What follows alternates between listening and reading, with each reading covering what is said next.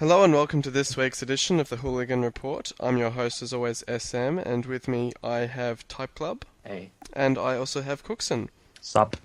We've had a few interesting results this weekend in the Premier League, so we might get straight into it and have a look at the Arsenal and Stoke game, which finished 3-2 to Stoke. It's been sort of a bogey team of Arsenal have Stoke, so what were your thoughts on that one, Cooksen? Well, probably a bit funny. I mean, Arsenal losing to Stoke, and that's advantageous for us going for third place. But yeah, I mean, it's just bogey team. I mean, Arsenal seemingly struggle against any side that is a bit aggressive or a bit attacking or a bit physical, but same old Arsenal, really. I mean, looks fantastic, but just like some of the goods. And Crouch scoring after, what was it, 19 seconds? Yep.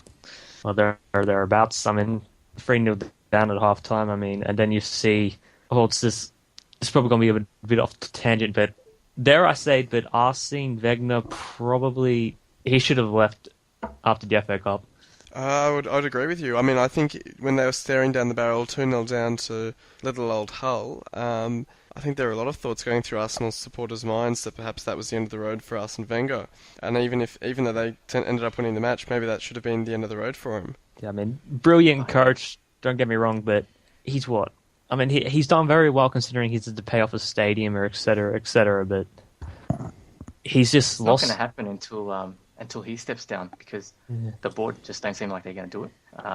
Right now, I reckon they're a bit spooked by what happened to Manchester United. They got rid of Fergie and they just plummeted like from champions to seventh. So I think Arsenal are a bit spooked right now. They'd have to be very careful about who they bring in as a replacement. That's for sure. Yeah, they've got a lot of players that Wenger has chosen. It's a pretty unbalanced team if you look at it, and a new manager will need to manage that. For sure. They're all the same sort of player. I mean, technically brilliant, very good footballers, but a stiff breeze would beat them in a physical contest. For sure. They don't have enough grit, I suppose. Since about Vieira, perhaps Flamini is the only one I can think of that they have these days who has any sort of physicality about him. But yeah, not really since Vieira have they had that sort of player. Yeah, that's right. And they've just signed too many attacking players, as you said. And, Stoke, they love playing him at the Britannia. Apparently, Arsenal have only won once there since Stoke got promoted. So there's that as well. I mean, the players, Shawcross was sending out a battle cry pre-match saying that Arsenal are no good here. It's going to be a feisty game. Should be good. And he delivered. He walked the walk. For sure. So, what does this mean for Arsenal now? I mean, they're kind of sitting mid-table at the moment. Where are they? Oh, well, not mid-table, really. They're sixth. But they're only ahead of Newcastle on goal difference, only a point ahead of Swansea, and only 2 points ahead of Liverpool, who everyone's saying are having such a terrible season. So it hasn't been too good a start for them. 13 points behind Chelsea. Yeah, and they haven't had like a big injury list like Manchester United. They've only had Giroud out. And I think, I think Southampton are maybe a threat to them. Finishing top getting four. That fourth. Yeah. But other than that, I think they've got West Ham covered, Newcastle, Liverpool. I think they've got Liverpool covered. But I think once again they will finish top four, and it might be just enough for Wenger. Well, speaking of Newcastle, the early game was probably the shock of the weekend, and that was Newcastle defeating Chelsea 2-1. They do have a very good record against Chelsea up at St James's Park, so perhaps not as big an upset as some people might think. But what were your thoughts on this one, Typeclub? Oh yeah, Chelsea went from the invincibles to the defeatables. They just look like every other team when their stars aren't firing. So they're not all that. And I think Mourinho was pretty ordinary on the day. He didn't go for the early handshake. I was hoping that Pardew would go for everyone, but that would have been hilarious. But it's okay. All part of the Chelsea master plan. We finish top. We go through January. Fantastic. Yeah, he's winning in December. It's good FA. But it'll be an interesting one because I think he was saying Costa's confirmed to start tomorrow morning for them. So, knock on wood that it doesn't actually happen. But if he picked up a knock or something, Fabregas is out suspended as well. You don't want to be sort of panicking and throwing all their players into Champions League game that doesn't really mean anything to sort of get back on track after the loss. Yeah, the problem is though is that Costa isn't looking good at the moment. He scored 1 goal in 4 games, and I think Mourinho wants to play him back into form. maybe that's what he's thinking. He wants to get some minutes into him, get him fresh, get him ticking again. Is he at a stage now where he can play? I know there was at one point they were saying he couldn't play more than one game a week due to he had a few hamstring injuries. Is he at a stage now where he can play more often? Is that why they're trying to play him back into form? I think that's what Mourinho is trying to do with this this idea that he's going to start midweek. But he has only scored 1 goal in the last 4 games, and he didn't look like scoring on the weekend either. He was kind of anonymous on the weekend. Yeah, he was. They did quite well in keeping him quiet, and Cisse popped up again for another double. I think he's got 2 or 3 doubles already this season. I mean, I know he scored a brace against us, and I think he scored a brace against Burnley or someone like that. So he's pretty impressive off the bench for them. Yep. Yeah, and Pardew seems to have it's not luck that he's beaten Mourinho every time now. It's not the first time he's beaten him, so I think he's got it figured out. Yeah, for sure. Speaking of star strikers in the Premier League, talking about Costa, bad news for Manchester City with Aguero set to be out for about 6 weeks in the wake of their 1-0 win over Everton. It was a game with a little bit of controversy about it, and the ref Mariner has been dropped to League One as a result for 2 non-calls on red cards for City players and for a pretty suspect penalty. How did you guys see this one? To be honest, I haven't seen it, but I've seen some footage of it. I mean, I don't know, you probably could debate that the cards were for City, right? Yeah, I think it was Mangala with a high boot and Fernando as well with a high boot. One of them caught an Everton player in the head. I think the other one got him on the back or something like that. I actually haven't seen the incidents myself. I'm going on second-hand information here. I have seen the penalty incident, which was incredibly soft. I'll agree on that one. It seemed like a bit of an interesting match. The Fernando challenge was really wild. He pretty much kicked him in the head. But you don't see that much in the EPL, straight reds for high boots, like you see elsewhere in Europe. Usually I've seen it happen at a yellow. I think Raphael got concussed by one a few years ago. There's footage of John Terry and Vidic getting hit, and it's like yellows. Yeah, I don't think it was a red, but I don't think it was a penalty. However, Everton didn't look that good, so Man City did pretty well to keep a clean sheet and get the 1-0 win. It's not something you see every week from Pellegrini, keeping clean sheets. And they've closed the gap on Chelsea now. Yeah, to just 3 points, and their best players aren't even playing that well. Only Aguero, really. Toure and Silva are not really firing. And they've got a pretty easy run coming up. The next 4 games. I was about to say the next 4 games are as easy as you could get, I think. I think they're something like Leicester, Burnley, QPR and Crystal Palace or something like that. So it's really sad about Aguero, but I don't think they're going to miss him in these games. I think if you're a fantasy player, you're going to be crying quite sorely.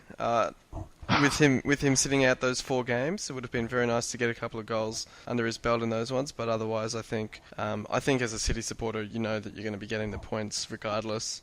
So you'll have him back fit and firing for the late January, early February run into the end of the season. Yeah, I think the big difference it's going to make is his chances for the Player of the Year. But for Manchester City, stats suggest that they don't lose more when he's not there. So they don't win they keep winning as much, pretty much, without him. Based on the stats recently. Yeah, well... There's a slight drop-off, that's it. Yeah, it'll be interesting. Speaking of teams down the lower end of the table, a match to keep an eye on away from the title race was QPR up against Burnley. QPR seem to actually have a habit of doing pretty well in these sorts of matches, and they've again come out on top 2-0. Charlie Austin was pretty much in everything. He got the assist, he got a goal, and he got a red card. Do we see QPR's ability to get these sorts of wins quite consistently as evidence that they could actually stay up? I'll probably say yes. Relegation 6-pointers. Yeah. I mean, it's... Because, go ahead. Yeah, you go Typeclub. I was just going to say, it's a 6-pointer. Burnley, when you're down there, it's like at the top of the table. When you're playing your direct rivals, it's kind of worth a bit more. Yeah, as I said, it's not beating this... you can beat the big, 1 or 2 big teams, but they're not going to win. They're not going to save you. It's the 6-pointers where you're harming the opposition. That's the more important games. Yeah, for sure. I think, and I think I've said it before, but that's kind of the way we set out last season. It's if you take those 3 points off the opposition, then not only are you giving them to yourself, but yeah, like you say, you're harming the opposition, and those are the ones you want to win, because it keeps those sides below you. And QPR are doing a great job of that. And yeah, it's up to teams like Leicester, Burnley, Hull, West Brom, those sorts of sides to start picking up more points against the rivals around them. Unlike, everyone was singing praises for Leicester early in the season for picking up wins against United and teams like that, but those really aren't the sort of wins that are going to keep you up. Yeah, they're dead last now as well. Yeah, and they're starting to drift off a little bit. They're 4 points from safety now. So yeah, they're cemented in the relegation zone right now for at least 1 week. Yeah, so that'll be an interesting one to keep an eye on. The last Premier League game of the weekend to look at and focus was the late game on Tuesday morning, Man United up against Southampton, which was quite an interesting one for the neutrals, I think, because Southampton out to prove critics wrong that they're not just a side that's had a pretty easy run of fixtures, that they can actually beat the big sides. And I mean, I'm sure Cooksen, you would have had more of a look at this game than perhaps we would have. So how did you see this one? It was a terrible game to watch. It was 2 hours of my life I ain't getting back. But still, Van Persie was, a world-class striker. He took the chances. He's back to form. Yeah. Unfortunately, in this match, our midfield and defenders were not up to form. Apart from Ashley Young, he's actually gone pretty good right now. Well, it was interesting to see that Pele actually managed to score for Southampton because he's been in a bit of a rut lately.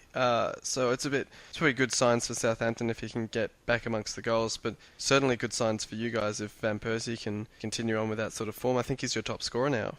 I think so, but I haven't really been sure because goals have been shared quite a lot around at United this season, which is different from usual, but another injury too, which also sucks. It's a good sign for United there when you don't have to rely on just one player, when you got 4 or 5 guys, which they do have, any one of them can step up and win you a match, because he did win a match off his own boot. They didn't really look like deserving the win, and he put those, they had 2 shots on target, 3 shots. I think something like that, yeah. Yeah, so they had pretty much had limited opportunities, and he put them away. When's Di Maria due back? This week. Oh, okay. So that's actually pretty good timing then. Time to tear up Liverpool. Yeah. What about Flop Cow? Yeah, when's Falcao due back? Well, he's fit, except the issue is he didn't play because we had the injury. Then Van Gaal had to make a sub, so limited options there. Okay. Yeah, I saw Van Gaal on the weekend. I thought it was pretty good signs from him making that change in the first half. Turned the game around. He kind of stifled Southampton too, the way he set up to break down the flanks and just The issue is that none of the defenders are really good in the back three. I would rather have Smalling and Rojo as the Smojo partnership. Yeah. That's not catching but on. He did. And he made the 39-minute substitution. McNair came off, didn't he? Yeah. Yeah, did he revert to 2 at the back? Well, it was 2 at the back with Carrick kind of dropping in and coming out. All right. Yeah, I thought it was a good sign, really. It didn't look like it was working with the 3, and he picked it up pretty quick and turned it around. Now, I can't remember which player it was, but somebody's come out in the week and said that United are in the title race. How realistic is that title race? And realistically, do we see them at least certainties for top 4 at this stage? Top 4, yes. Title race. Just got to wait until see after January. Teams have come back from far more than us at moments closer to the end of the season and won. You can't sit there and go, okay, we're content with top 4. It's like you have to... Yeah, look, you're not a Liverpool. Yeah. Or Arsenal. Yeah, Liverpool, they're not interested in winning titles because they're just apparently not capable of it. So, so they just don't want to aim for it. But Man United, they seem to be a bit more ambitious, and at least they say, look, we might win. So, and it's better to aim higher. You end up, I think they'll definitely get top 4. I always thought that they had the 3rd best squad. They just didn't have the manager last season. But I think LG is coming along pretty well, right at about the time that he said he would as well. Well, speaking of Liverpool, they had quite an interesting result this morning, which saw them knocked out of the Champions League. The game kind of turned on its head with the red card, which seemed quite a soft one from where I was sitting. Stevie G with quite a classic vintage free kick for a goal to try and get them back into it, but criticism levelled once again at Lovren, Skirtle, players of that sort who I don't think actually completed a successful tackle all match. So arguably they didn't really deserve to get through as it was. But how did we see this one? Absolutely not deserving, because they can blame the referee if they want, but it's not the referee's fault that they failed to beat Ludogorets twice. And they rested players against Real Madrid, saying that we'll just win on the last match day. We'll be all right. But didn't work out for them. It was another legendary night at Anfield, and it's just the gift that keeps on giving this season for a neutral Liverpool. Well, here's a fun stat. Hull City have won more European games this season than Liverpool. Oh boy. Oh, no. So you can enjoy that one, Liverpool supporters. Shots fired. Shots have been fired. Well, it's an easy place to come now, Anfield. It is. On the weekend even. Pantilimon only made 2 saves. Well, that's it. I mean, going through the other results for the weekend, yeah, they drew 0-0 with Sunderland at home, and I think was it a few seasons ago where the Anfield is pretty much the draw city. Teams would go there and they'd pretty much always pick up a point. Yeah, because Liverpool were hitting the post, like they had magnets on the post. So yeah. Well, that was the main excuse. They would have won a title if it wasn't for that. So under Kenny, they made a lot of chances and everyone was drawing there. Right now, it's not an intimidating place. The fans weren't that loud last night. They didn't really seem to get into it until Gerrard scored his free kick, and I think that was a little bit too late for them. Cool Dude's been on the board today criticising the lineup, so I do think, if Brendan Rodgers doesn't come under more intense scrutiny as a result of this result, I'm not sure what it will take for him to get the sack before the end of the season. Well, apparently they want to get Rafa back in. Cool Dude, for me, has been the voice of reason among the Liverpool fans lately. He's calling it as it is. They put out an absolutely ridiculous lineup. He needed the win, Rodgers, and he's put in 4 grunts in midfield, 4 central midfielders with pretty much no attacking ability other than Gerrard. Everybody knows that this is Gerrard's possibly last game for Champions League. Probably, actually. Probably his last goal, and you want to be more spirit among the teammates to fight for him. But he was the main guy for them. He was the biggest fighter on the night. Yeah, he was, and you can tell he had a lot of passion for the club and still does. And it would have been hurting for him to sit and bow out like they did. Yeah, and there's been calls for Rafa to return. That's not the kind of. There's no way knowing that last night would happen under Rafa's stewardship. He's a good coach.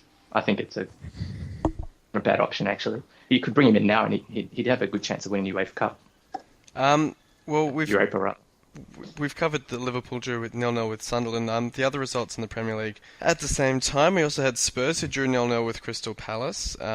More drop points for Spurs. I think they're still sitting in mid-table as well. They're level on points with Liverpool, so I think they're a side that's sort of dodged a little bit of criticism as well, I suppose, because Liverpool and Arsenal's plights have perhaps been a bit more high profile. We also sorry? Yeah, but they do have a new manager. I think he needs a bit of time. Just give him 1 season and then see how he goes. That's the Spurs manager. Yeah, well, fair enough. We also had Hull drawing 0-0 with West Brom, and I would say 2 points dropped for Hull in a pretty crucial relegation 6-pointer. I mean, we were talking before about how important it is to take those 3 points off your closest rivals, and I think whilst it was a positive to not lose another game for both sides, when your man of the match is your keeper saving a penalty and a free kick, and you've had one shot on target from an iffy midfielder who's in the team as a fringe player, it's not looking too good for Hull at the moment, so hopefully that can turn around sooner rather than later. Probably not this weekend against Chelsea, but we'll see how they go after that. Yeah, you never know. No. You'll never know, Sam. No, I'm with you on if that you one, ask me, yeah. If you ask me, the game after Chelsea lost their first game is the toughest season of any team in the EPL this season. It'll be a tennis score, I reckon. 6-love. Yeah. Something along those lines. So I'm not holding out too much hope for much better. But on Sunday night we had West Ham getting up 3-1 over Swansea, with Sacco continuing his incredible run of scoring in just about every game he plays, and I think Villa got up 2-1 over Leicester to continue their relegation plight. And it was a good win for Villa. They're starting to get back on track. They haven't been playing. They had that sort of blip in the middle of the season in October where they didn't score a single goal, but they're starting to string a few more wins together again. Yep, it's just about getting consistency, trying to get another 3 points, but yeah, it's been a shocking season by Villa so far. Yep. We'll go on to the previews now. We've covered Liverpool's Champions League game, so we'll cover Manchester City's Champions League game tomorrow morning because they're another Premier League side who are at risk of being knocked out, and they go up against Roma away from home. Do we give them much? They need to win this game to go through, I believe. Yeah, they're bottom of the table in their group. So very slight chance of going through, even if they do win. Yeah, it's a really tight group though, so they can go through. But right now, if they don't win, they're at the bottom already. So Yeah. but yeah, I think they're a good chance. It's hard to say with them in Europe because you just don't know what you're going to get out of City as a club, even before Pellegrini arrived, who is not that good in Europe anyway. But yeah, you're probably going to see a dress rehearsal for how they're going to play without Aguero. Well, that's the thing. I mean, you would have given them a decent chance perhaps with Aguero, but I don't think they have a fit striker now. I think Jovetic is injured as well, and so is Dzeko. From the last I heard, so I suppose they might play a false nine or something with Touré as that sort of figure point. But I don't know. I don't know how they'll line up. I think they'll try and play one of their strikers into fitness, a bit like Costa maybe, but I think it'll be Dzeko. Give him some minutes, try and get him fresh for the weekend. But because they played Pozo on the weekend, which was pretty left of field. Dzeko, if they can get him fit, he's a great option. Yeah, well, that's true. So it'll be interesting to see how that one plays out, I suppose. I mean, Roma has a quite stingy defence, I believe, or was that more last season than this season? I think they've been pretty average, not great, not good. Okay. Not great, not bad. Pretty, yeah. Okay, well, it'll certainly be one to keep an eye on. We might move on to the Premier League games then, and of the matches being played this weekend, probably the standout, we've already touched on it slightly, would be Manchester United up against Liverpool. It's probably the tie of the round. How do you boys see this one playing out? United to win. Go ahead, Cook. I mean, How much? we have. I don't care if it's by 1 goal or 3, just get a win. We haven't beaten the Scousers in a while. Yeah. But yeah, hopefully, I mean, we should have the advantage in forwards, considering they have Ricky Lambert, we have Wayne Rooney, Van Persie, and Falcao. So yeah. We should. I mean, as long as we play the good formation, hopefully with 2 at the back. I mean, the issue is with our fullbacks because Ashley Young and Valencia aren't fullbacks by any means. Yeah, it's probably going to be a very interesting game. Hopefully we can win. I think Liverpool just looks so abject all over the pitch. I mean, they have Lambert as their only striker. Their only spark of creativity seems to be Sterling, really.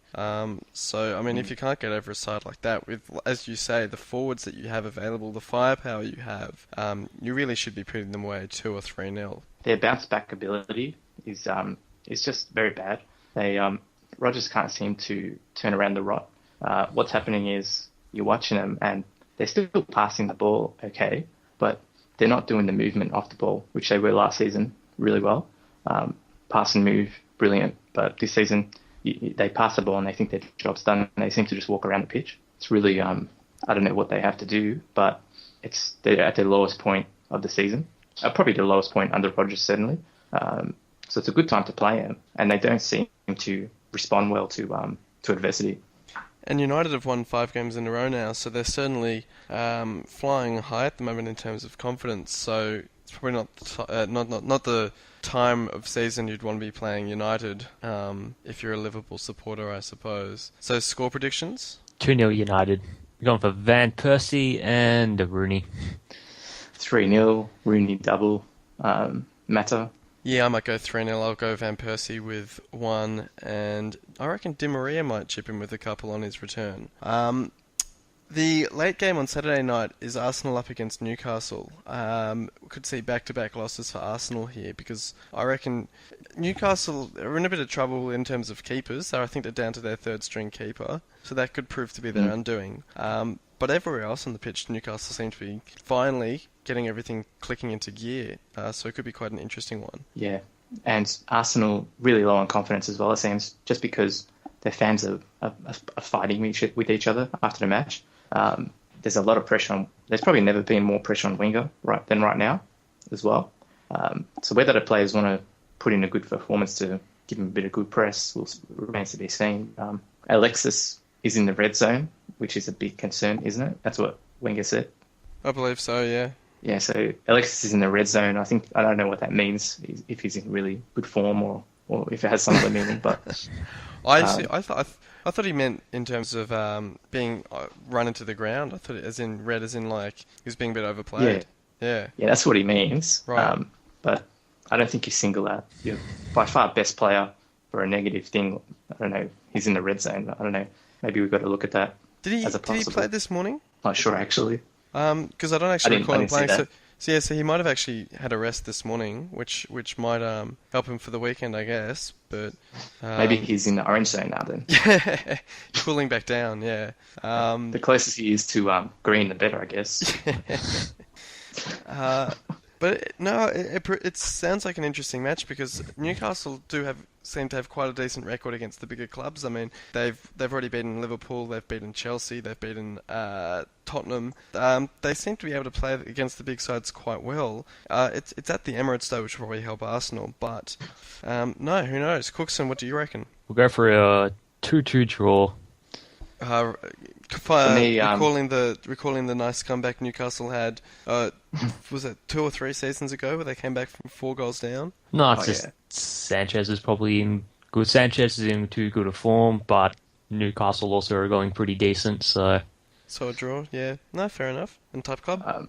For me, it's going to depend on the lineup. If Wenger doesn't play Koscielny and he plays like Chambers in there, Giroud instead of Welbeck. Well, Chambers can't play because he's got a red card. Oh, well, hopefully Koscielny will be back in. Yeah. But if he gets the lineup right, certainly Arsenal should win. Yeah, absolutely.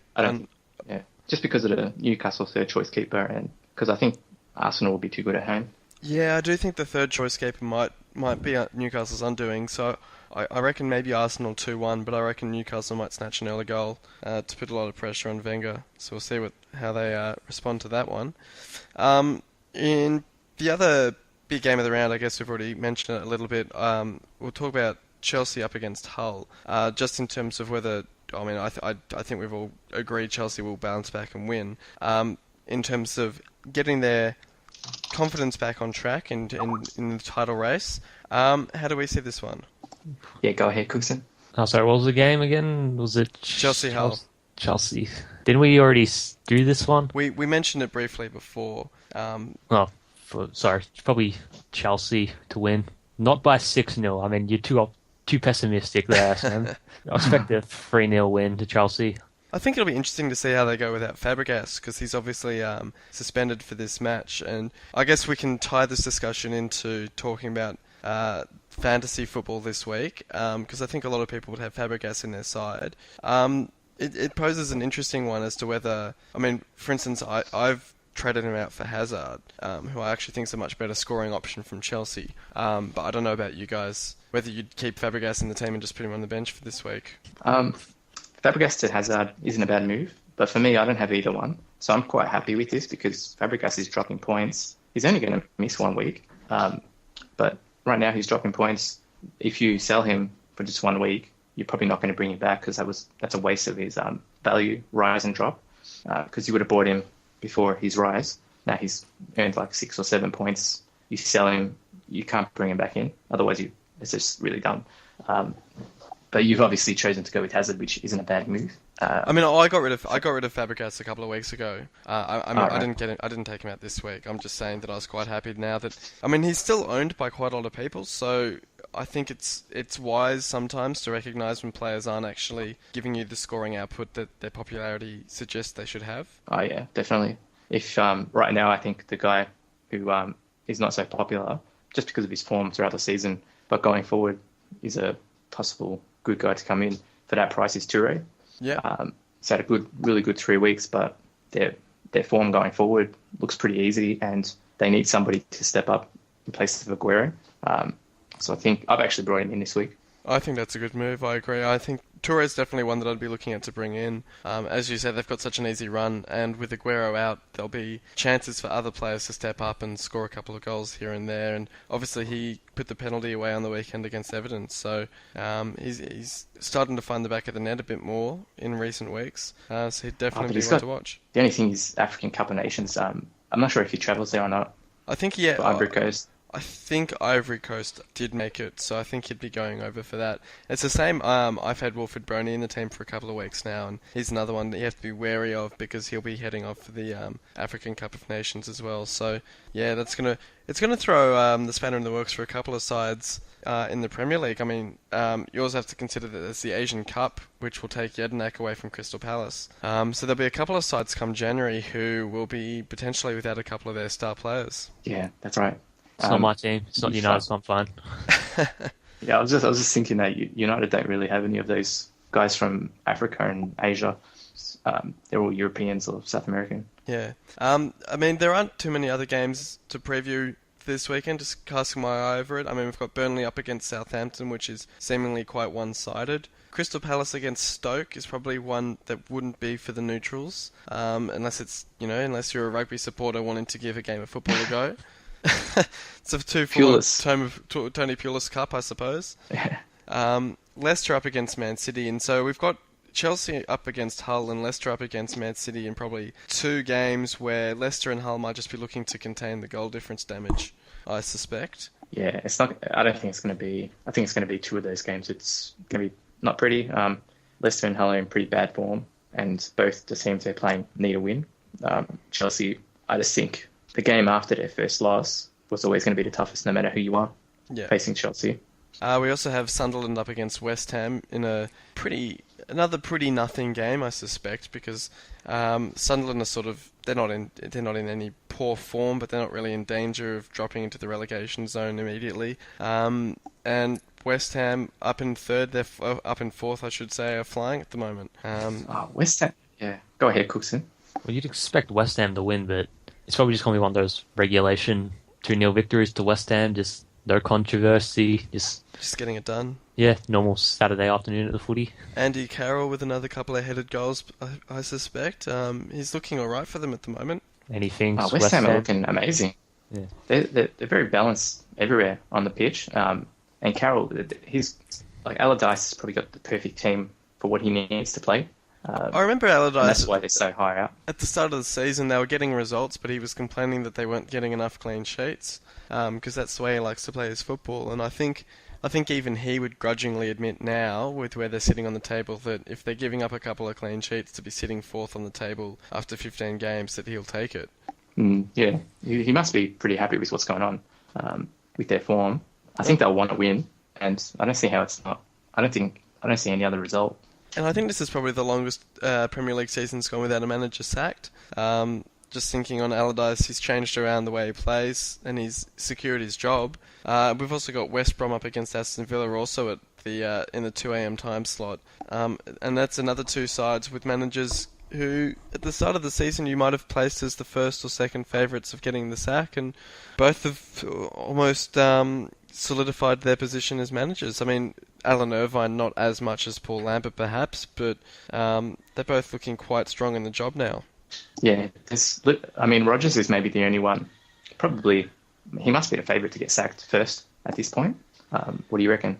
Yeah, no, I'd agree. I think someone like Rodgers is probably favourite to get sacked. I mean, you could see someone like Harry Redknapp or maybe Nigel Pearson getting the sack at some point if owners start to panic as the season wears on. But I think, interestingly, this season, the owners just seem to be a lot more level-headed in the clubs that are down the bottom.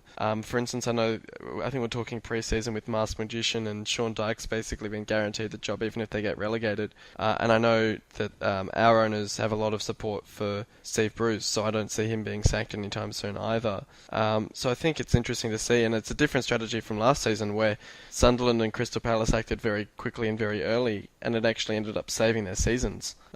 So you could have looked at last season and thought that would actually encourage the trend of sacking managers early. What I think is in that is there's a new TV deal this season, and last season all the clubs wanted it, so they were acting pretty early. All the clubs have got it this season. There's not that same desperation to get that TV deal. The clubs that are in the Premier League now, they got their big pay up, and maybe they're not as of course they're concerned, but there's less on the line as last season compared to last season. Yep, that's a good point.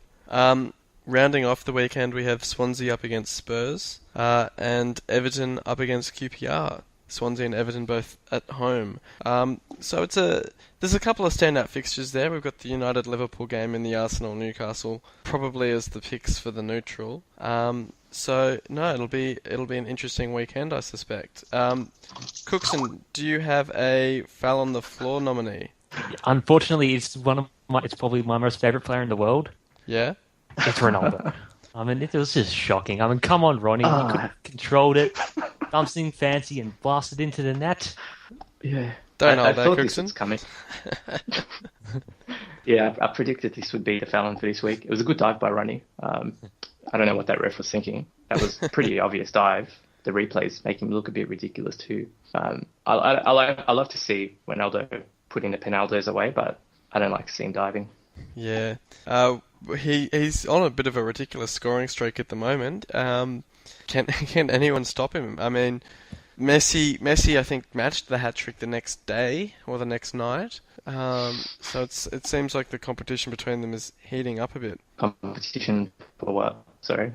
For which is the better player, I suppose. Are you saying it's not much of a competition? Yeah, I'd say that It's right not. now. Not this year, no. Look, Messi, he got a hat-trick. It's probably a rare hat-trick for him, but it's just another week for Ronaldo, you know. Look, he deserves credit, but right now I think it's going to be a pretty one-sided Ballon d'Or percentage. I'd probably agree What do with you you. think, Cooksen? Yeah, I mean, it's just Ronnie's perfect. He's just had the perfect season. I mean, admittedly, he had a bit of a crap World Cup, but he's on pace for, let me just average it out, about 60 league goals, give or take. Which is just Yeah. ridiculous. I mean, Well, apparently, yeah. I think he outs from Alan. I don't know, since he joined Madrid, he's like apparently outscored Alan Shearer in his like peak or something like that, or some stat I heard. Yeah, it's ridiculous. His hat-trick on the weekend was it got him his 200 goals in La Liga. That's 200 goals in La Liga. He didn't leave the Premier League that long ago. He's already scored 200 goals. And he's no one's ever scored this amount of goals at this stage of a season. He's like on 25 goals already. And Messi has the record in a single season for amount of goals in La Liga. But Ronaldo's In La way Liga, far ahead it's of like what 50 Messi was for at this stage Messi, of I that believe. season. So if he keeps it up, Yeah. 50 plus, yeah, ridiculous. Or it was exactly 50, yeah. Yeah, well, were there any final thoughts from either of you before we wrap it up for the evening? Probably not. Covered everything? Get your ball boys ready. We'll do our best. It's Well- the blueprint. It seems to be it, doesn't it? Thanks very much for coming on, boys. No worries. And Yeah, thanks for having me. thank you all for giving it a listen. And until next week, we'll see you on the forums. Hey,